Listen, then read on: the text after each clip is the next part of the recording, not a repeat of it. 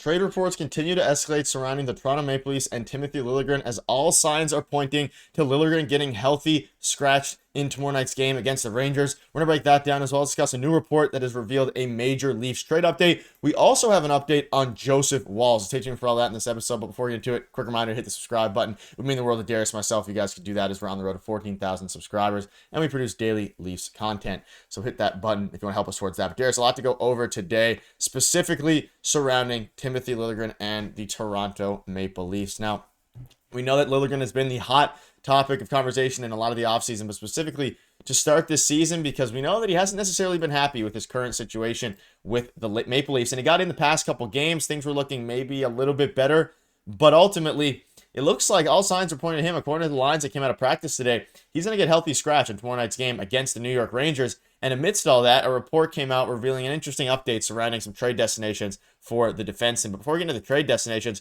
we can see what Lilligren said after practice, after he's talked to Berube. Basically, he spoke to Berube and said he wants to get back in the lineup, and the focus has to be on playing a simpler game. And this is something you've been an advocate of. It's something we've both kind of been discussing here on this channel. He needs to play simpler, make less mistakes, make the easy pass, especially at a point now where the blue line is a lot better than it has been in previous years. Him getting back to what worked is going to be important. But Darius, a report dropped revealing 5 trade destinations for Lilligren: the Stars, the Oilers, the Penguins, the Panthers, and the Kings. What are your thoughts on the current situation with Timothy Lilligren? Him, in all likelihood, getting scratched because of in favor for Connor Timmins in tomorrow night's game, according to the lines at practice today. A lot going on here.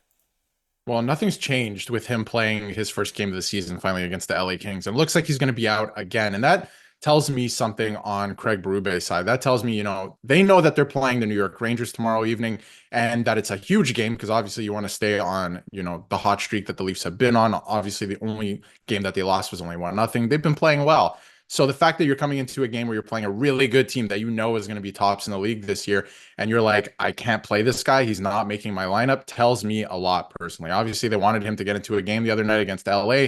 They won, everything was great, but he's got to play a more simple game if he wants to stay in this lineup and make the best of his opportunities because he overcomplicates his game a lot. He does a lot of very puzzling things, not only with the puck, but positionally, and just hasn't been able to crack the lineup so far this year or make his way up the depth chart, I should say. There's a couple guys ahead of him now. So he has been the odd man out. It looks like he's going to continue to be the odd man out because time is ticking here. We're only 2 weeks away from, they bought themselves some time with LTIR space, but time is ticking. They're going to have to make a move soon. And again, he's not getting into a game that really matters here. They're playing a good team. So that tells me a lot. And there's a lot of teams that could use Timothy Lilligren too, that are dealing with injuries like the LA Kings.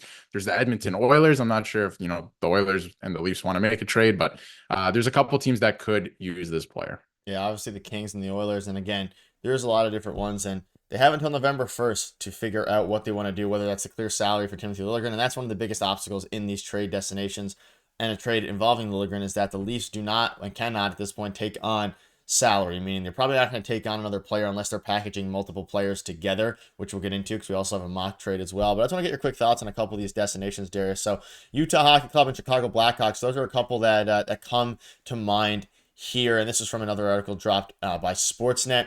So there's some different teams here. What are your thoughts on this? So this is Utah and the Chicago Blackhawks, kind of as the two most likely options for Timothy Lilligren. And I kind of like the Blackhawks a little bit here. I think it makes sense them adding, excuse me, a young defenseman.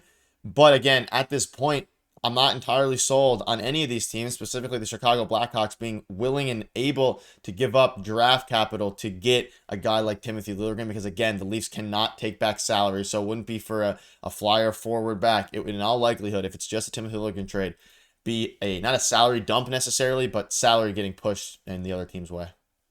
Yeah, and this is from, like you mentioned, an article on Sportsnet from David Morassutti. And, the Leafs, they have a couple options here. And a couple of the teams that he mentioned, and we left a few out that we already talked about, like the Dallas Stars, for example. He could fit in there as well.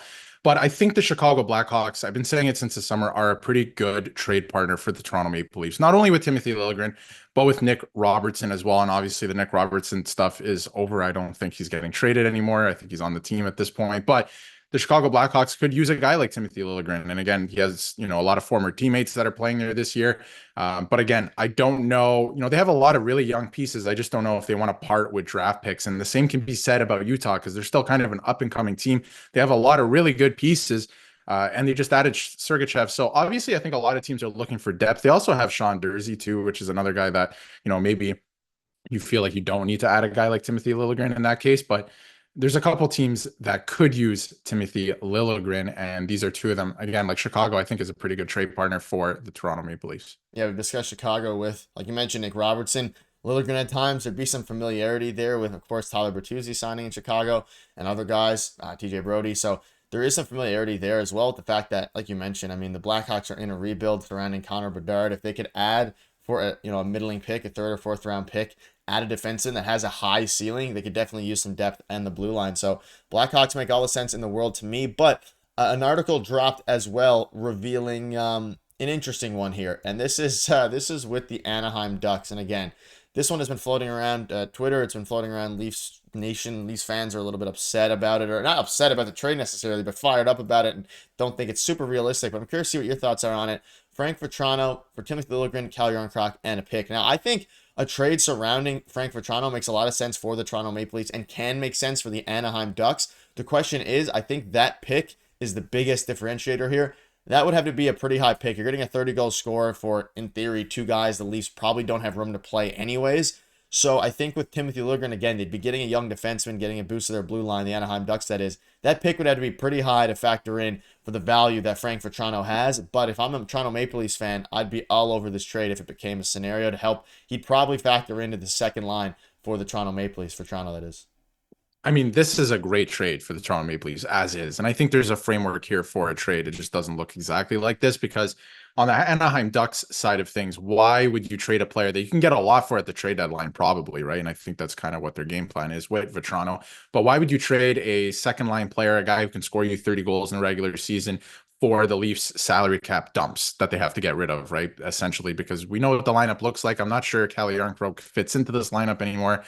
So why would you trade a guy like that for a couple pieces that the Leafs are trying to get rid of, right? So I think the trade has to look a little bit different, but there is a framework there. And I think for Toronto would look great on the Toronto Maple Leafs. Obviously, there would have to be some salary cap juggling, but the Leafs can figure that out. If you want to make it work, you can make it work. But Vatrano would look great. I think he could fit in there maybe on a second line position, right? Depending how Berube wants to sort that out and how he wants the lines to look. But second line position, and he's another guy who can play and score on the power play. So he's another threat as well. So it would make the Leafs that much deeper. He would really help. And again, I think there's a framework there. And there's been a lot of rumors connecting Vatrano to the Rangers, like top teams, right? The Rangers, the Leafs, maybe more so around the trade deadline, but it is an option if the Leafs want to poke around at that. So I think there's a framework here.